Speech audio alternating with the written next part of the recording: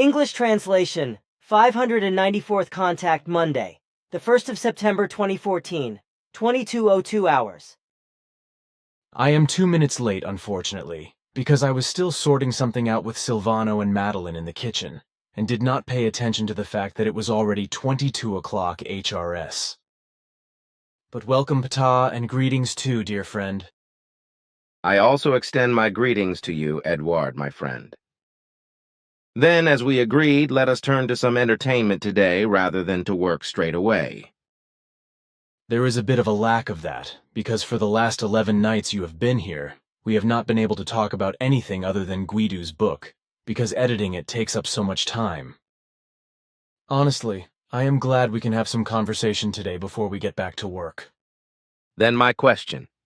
Have you expressed to Bernadette my wish regarding the summary and editing of all her articles written so far that relate to spiritual teaching matters in order to make a book work out of it? I have done that, and I have also mentioned that apart from such articles, other good remarks that only marginally deal with the spiritual teaching can also be processed in this book. However, I would like to make it clear that I will be able to look through everything when the whole thing is compiled.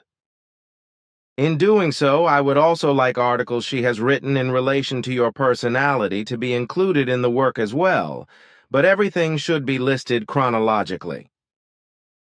Because of the chronology, this has already been discussed with Bernadette, but there was no mention of articles relating to me in your proposal. I actually did not talk about that because that idea developed after the fact, after I had already left. Oh, I see. Then I would like to hear your opinion on what the main causes of flooding are.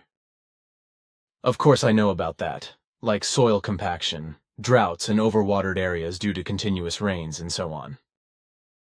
Your daughter Simya Se spoke about this in the 1970s, and you also spoke about it in 2006, saying that Europe was becoming swampy due to heavy rainfall. Can you perhaps say something more specifically about that, please?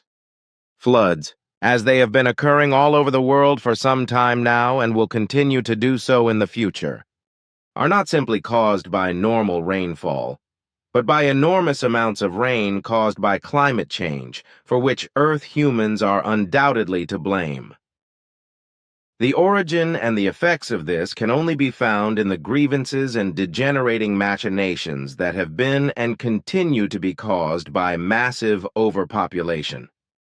The degenerations caused by Earth humans with regard to the fauna and flora, as well as the climate and the planet itself, have brought the entire balance of nature into turmoil and to the brink of collapse, as a result of which nature has been reacting for some time according to the given law of causality. This means that the degenerate causes created by Earth humans with regard to nature and the planet, as well as the fauna and flora, are now, and have been for some time, producing the corresponding effects. A fact which, however, is still denied by the stupid and irresponsible. It does not want to be recognized that it is the Earth humans themselves who are to blame for the climate disaster, because large parts of nature, the climate and the fauna and flora have been destroyed, which has been done by nuclear and toxic contamination, as well as by clearing rainforests, gigantic dams, building cities, destroying landscapes, correcting watercourses, exploiting earth resources, and polluting the environment, and so on.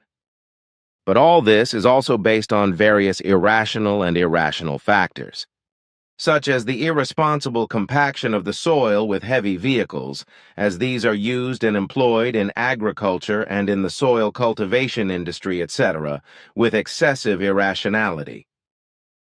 Also, the concreting over and asphalting of roads, paths, and other areas promotes all kinds of mischief.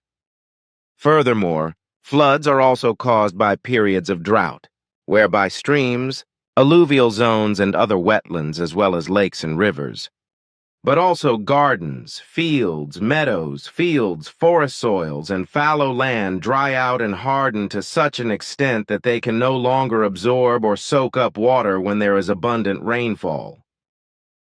This means that the rain can no longer drain away into the depleted and hardened soil, but is dammed up and leads to flooding.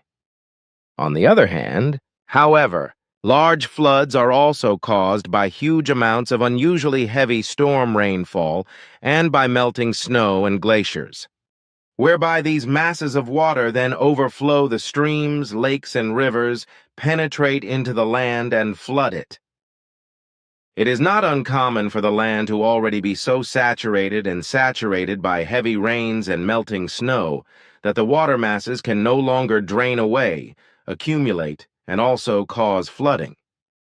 Since overpopulation on Earth has become more and more dangerous to nature, in that floodplain areas have been built over with houses and roads, etc., and are still being built over, the enormous masses of water caused by abnormal rainfall and storms, as well as by melting snow and glaciers, can no longer flow out into their natural escape routes, such as floodplain areas built over with houses, roads, buildings when floods occur. Consequently, these floodplains, which have been built up through human irrationality and irresponsibility and converted into residential areas, are flooded, causing ever more severe damage to human achievements and also costing more and more human lives. This is in addition to all the fauna and flora that has been killed and destroyed and continues to be killed and destroyed by the irrational construction of structures by human beings. And this as a result of the increasing overpopulation and its lack of space through which the water escape areas, as well as dangerous mountain slopes, volcanic areas, and sea beaches, as well as stream, river, and lake banks, are being built up to dangerously close to the water bodies with housing, etc. If high tides or tsunamis, etc. form, then the shores and beaches are flooded, and houses, buildings, and other human achievements are swept into the waters and destroyed. Therefore, proper safety distances from human structures, etc., to water bodies should be maintained. For example, in case of flowing or stagnant water bodies such as streams, rivers and lakes, a minimum distance of 70 meters to the water bodies should be considered and maintained depending on the size and dangerousness of the respective water bodies. Furthermore, a minimum height of 3 meters above the highest water level ever measured or to be expected is to be calculated. It is irresponsible to construct dwellings and other buildings, etc., without taking this safety measure into account.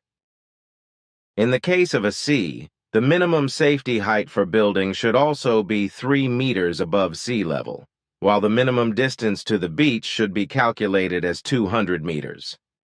However, these measures only apply in relation to seas that are not at high risk from seaquakes. Otherwise, the minimum height above sea level and the distance to the sea must be calculated otherwise according to the danger posed by seaquakes and thus tsunamis. If I remember correctly, your daughter Simyase said something along these lines back in the 1970s, and you have also spoken about this before. It may well have been about 15 years ago. But something else. Nowadays, food producers, especially farmers and vegetable and fruit and berry producers, etc., are making a killing with so-called bio-products. Effectively, horrendous profits are being raked in with organic products, although there is basically nothing special behind these products, because they are simply grown and harvested in a natural way without chemicals and poisons. This is the way it has been done since time immemorial and is completely natural. So there is nothing special behind it. The so-called organic producers do nothing else but let their fruits, berries, and vegetables, etc. grow and flourish in a completely natural way without using chemical toxins. This means that they have far fewer financial expenses and no more work than those who contaminate their food with toxic chemicals. But since the earthlings are now being made to believe that organic products have to be specially produced and are more nutritious, the misled believe this and buy the stuff at translated expensive prices. In terms of nutritional value, organic products are no better or worse than foods treated with chemical toxins. In terms of quality, it is probably a bit different, because purely naturally grown is certainly better. What is the only difference is that real organic products contain much less chemical toxins than the non-bio products.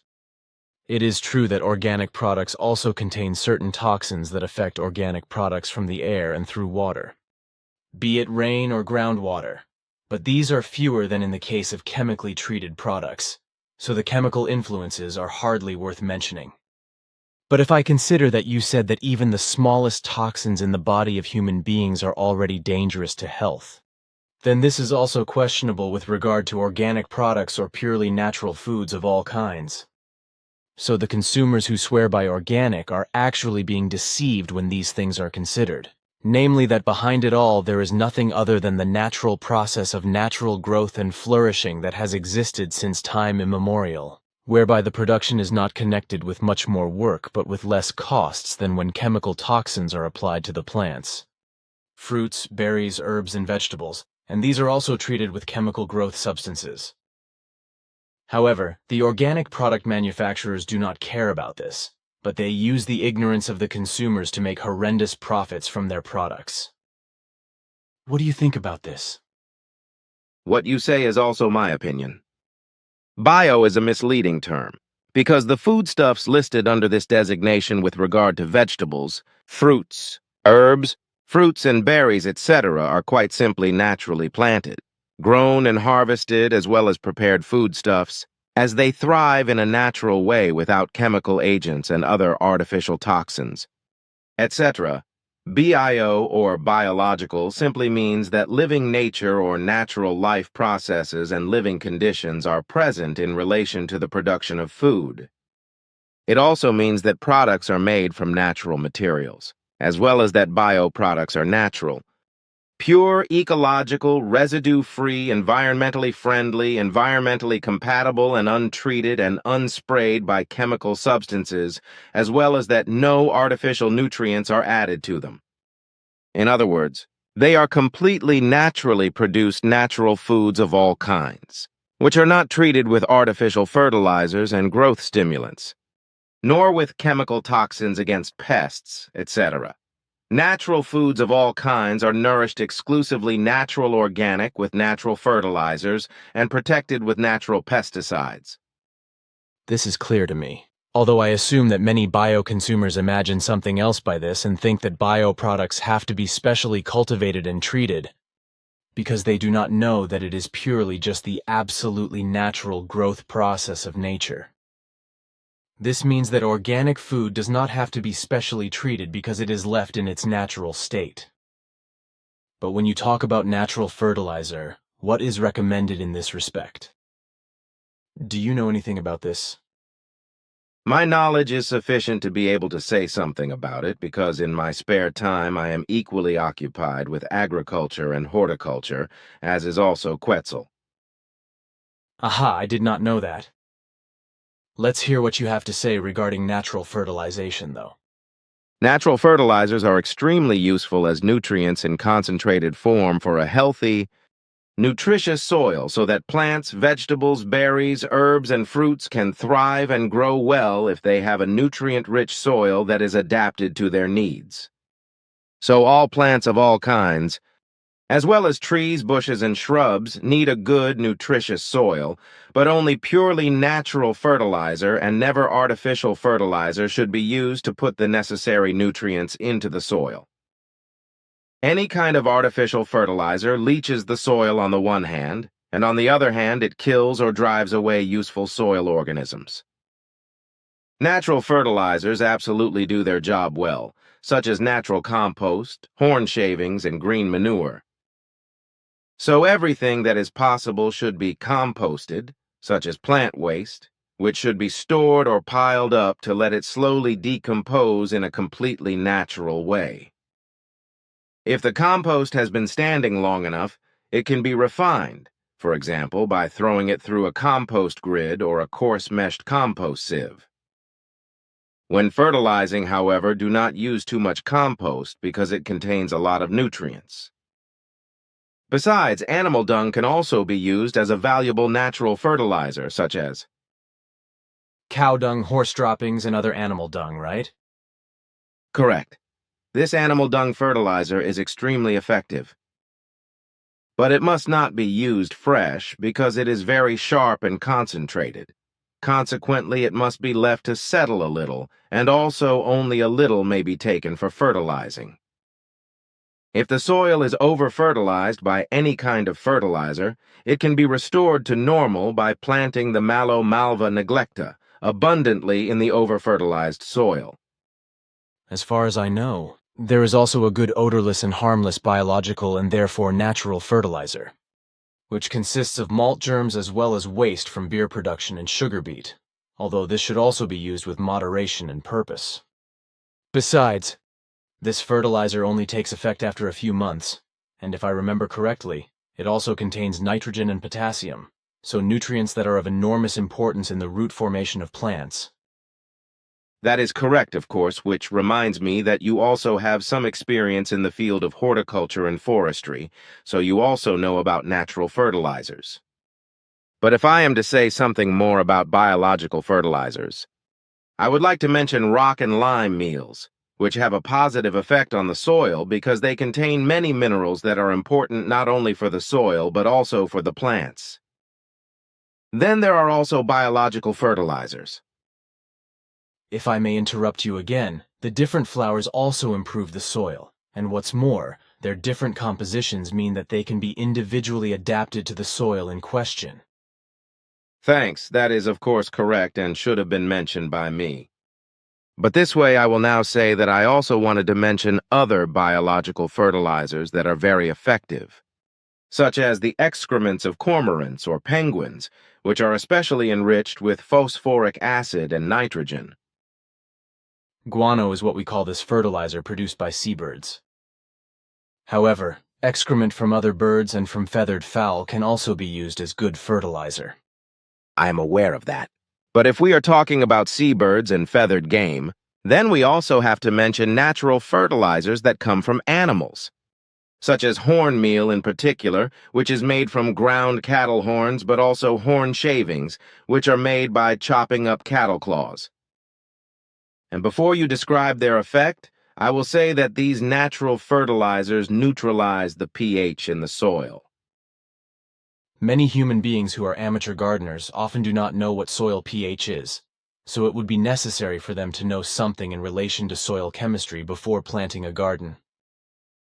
The simplest knowledge in relation to a garden should be to take a pH reading in the soil to determine what the acidity or alkalinity of the soil, the pH, is. The fact is that different plants require different pH levels if they are to thrive and grow correctly. If the pH of the soil is known, plants that thrive according to the soil pH can be used accordingly. On the other hand, biological means can also be used to change the pH of the soil in order to broaden or simply change the range of plants that want to be used. Taking a measurement yourself is not problematic, as there are various ways of doing this, whereby pH testers from the pharmacy, for example, can be useful. In principle, the pH of the soil does not have to be the same throughout the garden, because it can be freely changed to grow different plants. I know that the soil can be made less acidic if the soil is below pH 7, in which case simply add lime or wood ash to the soil. If the soil needs to be less alkaline, for example if it has a pH above 7, then this can be changed by incorporating organic material into the soil, such as spruce needles, peat, or composted leaves. And what I want to say further regarding biological fertilizer, coffee and tea residues, when mixed with other natural fertilizers, are also good energy suppliers for the plants, whereby they can be scattered directly or worked into the soil. What are also very valuable biological fertilizers that can be made yourself are yucks made from plants, such as when stinging nettles are soaked in water, and fermentation produces stinging nettle yucks. Compost liquid manure is also very good, which is made by mixing rainwater with compost in a container and then letting the whole thing steep until a brown compost liquid manure is produced, which is called compost tea. The following can be found on the internet, subsequently attached to the contact report. About compost tea, microorganisms activate soil life. Applications of compost tea. Compost tea is a simple, inexpensive soil and plant treatment method that can be implemented by oneself, without large investments open source ecology. After the brewing process, the finished compost tea mixture is diluted according to the application 1, and is to be applied within a period of about 4 hours till risotto. Optimal is the application shortly after rain or irrigation. In the evening hours, the soil should in any case not be too dry.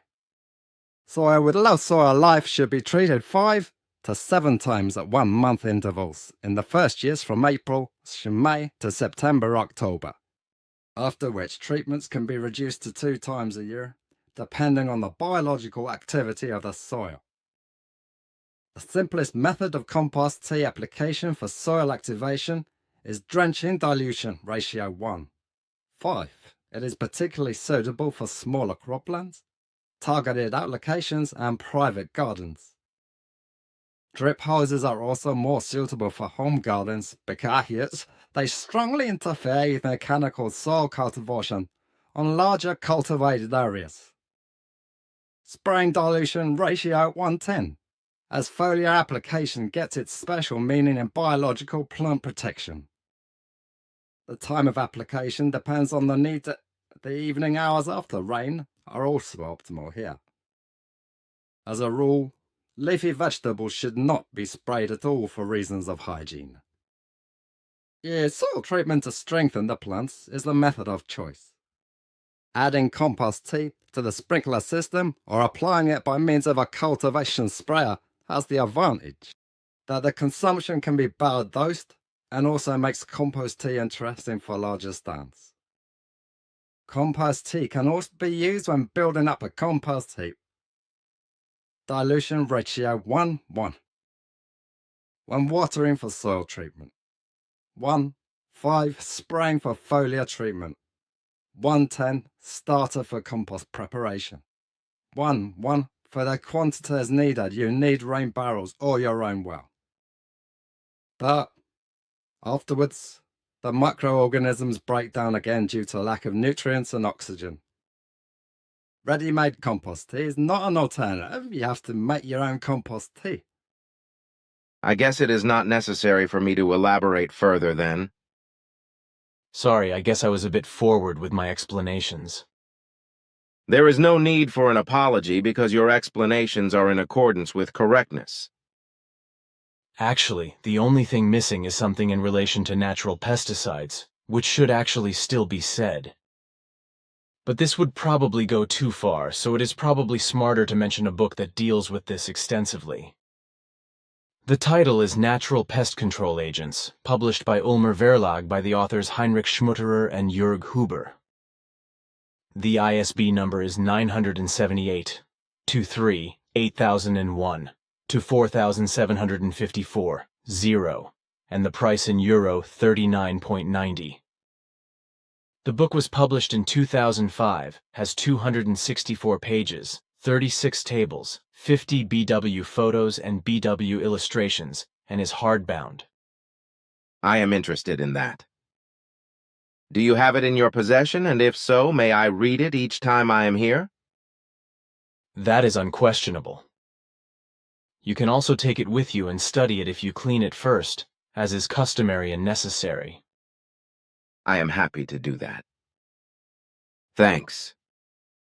Now we have talked about vegetables, berries, fruits, and herbs in terms of fertilizing, whereas in this regard for my next question, I would also like to include the trees, bushes, and shrubs. As I know, all these plants also feel distress when they are somehow distressed, such as when they do not get enough moisture and nutrients, either by nature itself or by the unreasonableness of human beings.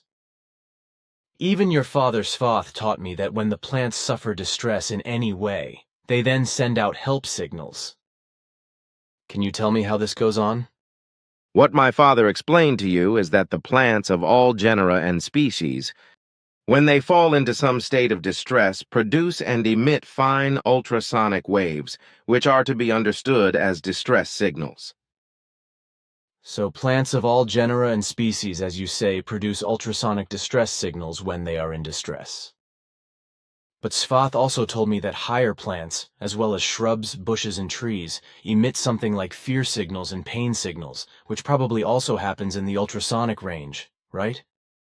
Also, higher plants are empathic in a very subtle form, as are animals, creatures, birds, fish, amphibians, and reptiles, because these life forms are also thinking or instinctive in some form, whereas impulse factors play a role in plants. What you have been taught by my father is of course correct.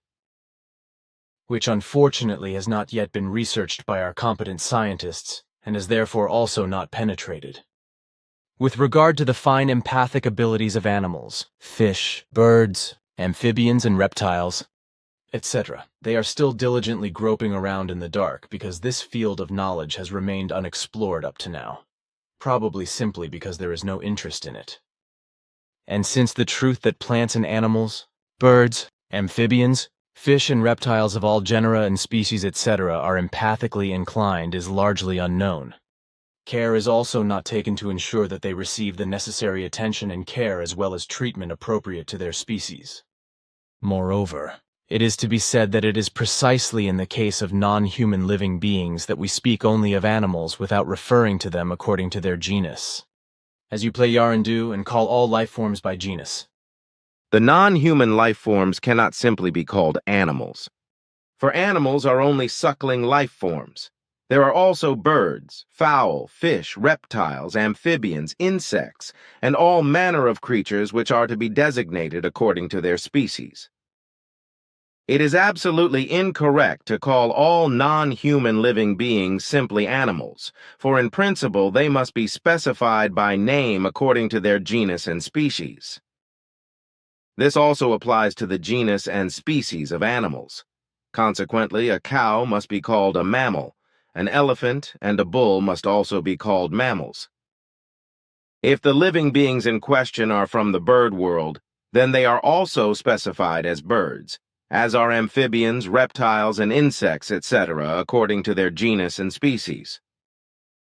Of course, the genus human beings must also be referred to as human beings.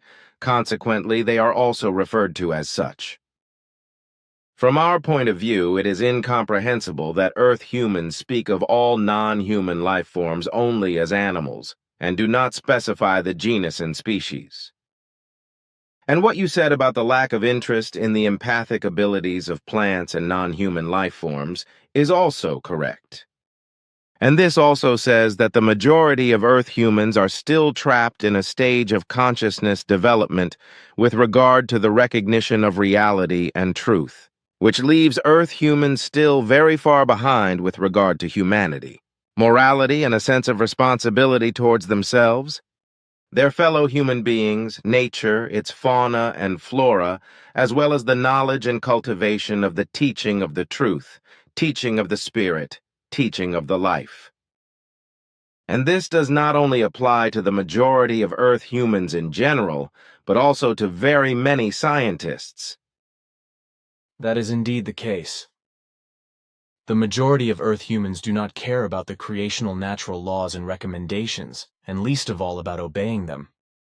Unfortunately, nothing can be expected from the great mass of human beings that will bring humanity forward. For the fact is that only a human being who thinks further than the bulk of all human beings can change the world and lead it to the better, the good, and the positive. Your words are in line with reality and truth. But it is also to be said that this requires true inner and outer greatness, as well as self-peace, self-harmony, and self-freedom, as well as self-love. And it is also to be said that only a human being who thinks and acts well and positively and better than the majority of human beings can change the world and bring progress, success, good, positive, and valuable things. But for this to be done, the human being must consciously choose life. It is that life itself always chooses life, while the cowardly human being seeks death and runs away from life and its responsibilities. Obviously, we no longer get to turn to Guido's book today. Yes, that is probably so, because I have still another thing which I want to mention.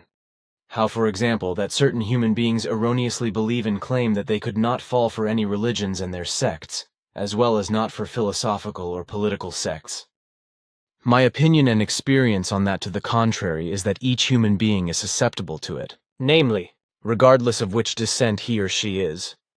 which education and which occupation and which opinion he or she has, if he or she recognizes not the creational natural laws and recommendations and follows them steadfastly and unswervingly in life. What do you think about that? What you say is right without discussion.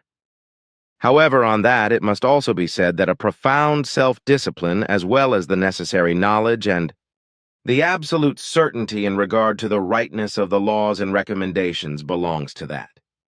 Also, the motivation and the will are just as important as the unflappable endurance and the power, etc., to be able to resist, through rationality and intellect, all hostilities, gavulton, and compulsions, which arise in many kinds of forms and want to impair the whole of the resistance against the sectarianism of every kind and the right action and behavior. Actually, I was also going to sort of come to that, but I think your words are exactly correct and have expressed the necessities. I probably would not have been able to do it myself in such a short and concise way because I probably would have needed more words. But I have something else. Still, even scientists argue about how the universe could have come into being. Among these people, of course, are many God believers who assume a divine power and intelligence as the origin of the universe and everything that exists in it, and also openly advocate this crazy theory. And this happens in spite of the fact that in modern times the physical sciences can prove and demonstrate a great deal that everything that exists is based on physical laws of nature. And in fact, it is the case that the universe, as well as everything existent in it, as well as everything of nature, fauna and flora, and also human beings, came into being through physical laws of nature and natural biophysical factors. No comment is required on this, for you have stated that which corresponds to reality and its truth. What I am interested in for once are some facts regarding volcanoes. I have never read anything useful or worth knowing from our scientists or volcanologists.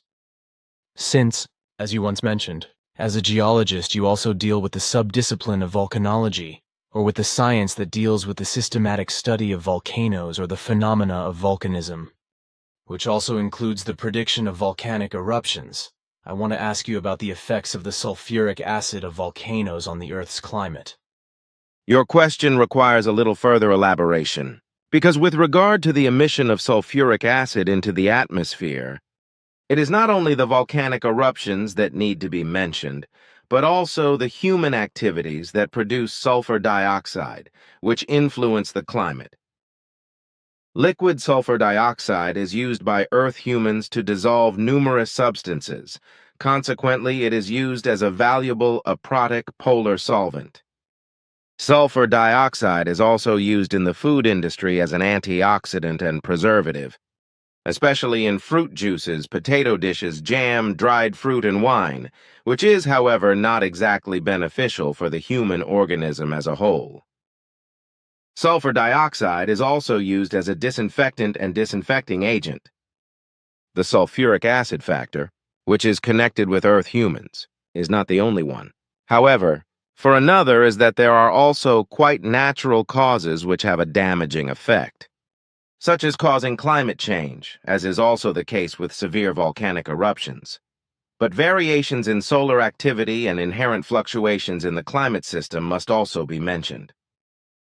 The radiative forcing from explosive volcanic eruptions always fluctuates, so consequently the sulfuric acid content in the atmosphere also fluctuates.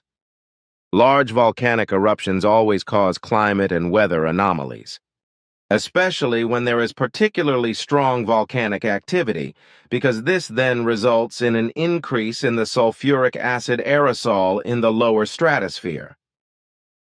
This sulfuric acid aerosol is formed by the oxidation of magmatic sulfurous gases after their transport into the stratosphere.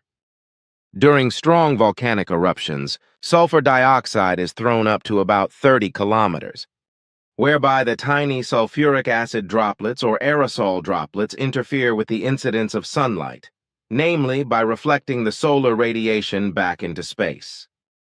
The whole thing is to be judged according to the strength of the volcanic eruptions, because weak eruptions slow down climate change or global warming, while on the other hand, Strong volcanic eruptions hurl such large quantities of sulfuric acid into the atmosphere that the ozone layer is attacked and impaired. In the human body, sulfur dioxide destroys vitamin B1 as well as vitamin B12, which is also called cobalamin. Vitamin B1 is needed in the human organism for the transmission of nerve impulses and for the metabolism of carbohydrates, starch, and sugar. For this reason, patients with diabetes mellitus in particular must make sure they have a sufficient supply of vitamin B1. If a vitamin B1 deficiency develops, various symptoms can become apparent, such as anxiety, lack of concentration, memory problems, fatigue, and depressive moods. The following specific symptoms can also occur: feeling of anxiety, burning feet, heart problems, fast heartbeat, shortness of breath, muscle cramps, muscle paralysis, muscle pain, and nerve disorders. Especially food that contains a lot of carbohydrates also needs more vitamin B1. As vitamin B1 is mainly contained in the outer layers of cereals, wholemeal products should be used in the diet, but white flour products should be avoided, as these can quickly lead to a vitamin B1 deficit. Vitamin B12 fulfills many important functions in the human organism, such as in the formation of red blood cells and in energy metabolism and in relation to the nervous system. It also supports cell division, just as it helps to convert homocysteine, which is potentially dangerous for the cardiovascular system, into methionine. Furthermore, vitamin B12 is also very important with regard to cardiovascular diseases because it has a reducing effect on them. Finally, vitamin B12 is also very strengthening for the immune and nervous system. Furthermore, Earth humans use sulfur dioxide as an important reactant for the production of sulfur trioxide, which is then used to produce concentrated sulfuric acid. Earth humans also use sulfur dioxide for the production of many chemicals, dyes, and even medicines, as well as for bleaching paper and textiles, etc. in high concentrations.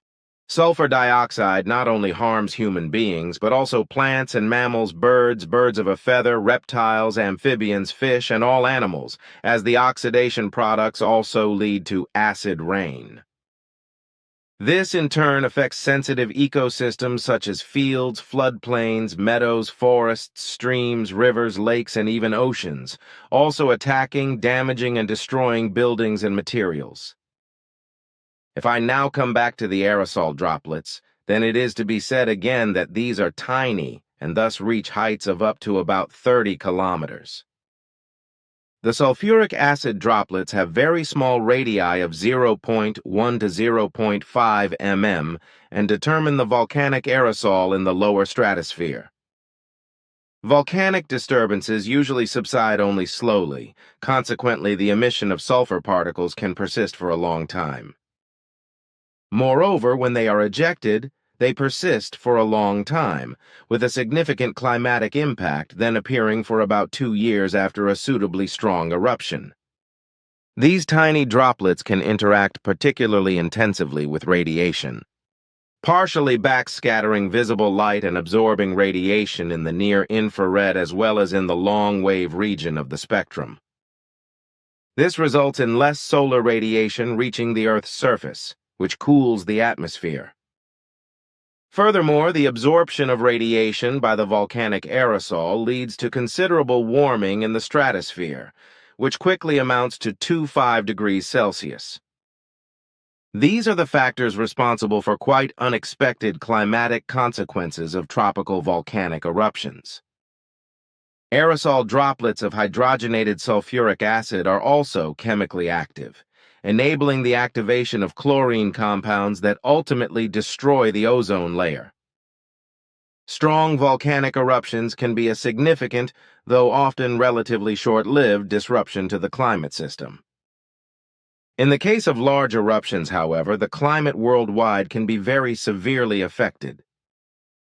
What is clear, however, whether small or large eruptions take place, is that they can contribute significantly to the sulfur balance of the atmosphere and are highly variable in space and time. Sulfur aerosols introduced by Earth humans into the lower atmosphere troposphere can also influence the climate through their participation in radiative transfer. Volcanic aerosol in the stratosphere normally has effective radii in the range of the wavelength of visible sunlight. For this reason, they are particularly effective scatterers of sunlight. When large eruptions occur, direct solar radiation is reduced. Diffuse radiation also increases by almost the same amount, which makes the sky appear milky white during the day. Sorry, that should be enough, as your answer is not meant to be a scientific treatise, but just to explain the broad strokes, which I guess is done. If you say so. I think so, because just what you have explained so far should be enough for general education. Time is advanced, so I would like to discuss a few more important things with you, which should be for you only. Of course.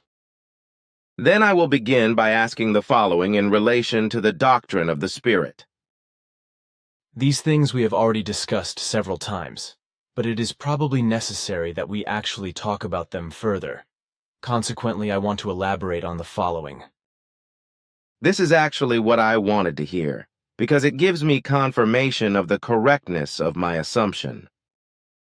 And with that, it is now also time for me to retire, because I still have a special job to do. Goodbye, dear friend Edward. It will be some days before I come here again, for there are matters pending which require my presence. Then goodbye too, Ptah, my friend.